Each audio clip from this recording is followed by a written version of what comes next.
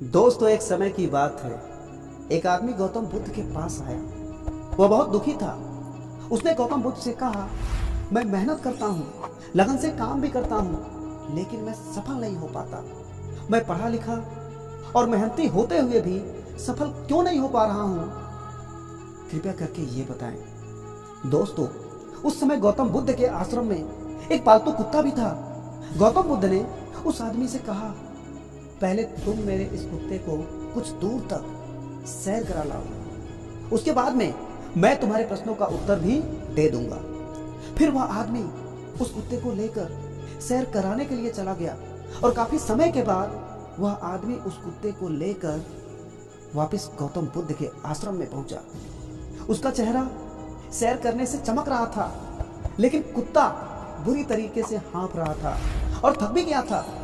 यह सब देखने के बाद गौतम बुद्ध ने उस आदमी से पूछा कि यह कुत्ता इतनी बुरी तरीके से क्यों हाँफ रहा है और इतना थका हुआ लग रहा है, जबकि तुम्हारे चेहरे पर कोई थकान नहीं दिख रही, बल्कि चेहरा चमक रहा है।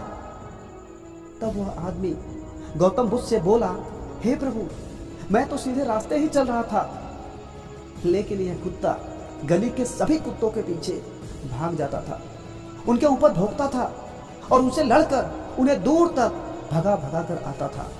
प्रभु, हम दोनों ने रास्ता तो बराबर ही तय किया था, लेकिन इस कुत्ते ने मेरी तुलना में ज्यादा दौड़ लगाई, इसीलिए यह इतना थक गया है। तब इसी पर गौतम बुद्ध बोले, यही तुम्हारे सवालों का जवाब है।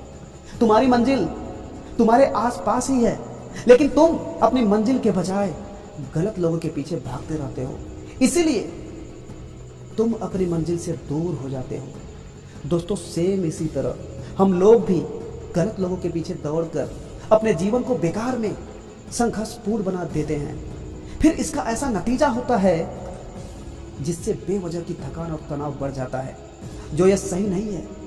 दोस्तों, समय बहुत ही कीमती है और अगर दौड़ लगानी ही है तो अपना लक्ष्य निर्धारित करिए और फिर उसके पीछे दौड़ लगाइए। कहीं और मत देखिए, बस आपकी निगाहें केवल आपके लक्ष्य पर हो। उसके बाद आपको सफल होने से दुनिया की कोई भी ताकत रोक नहीं सकती।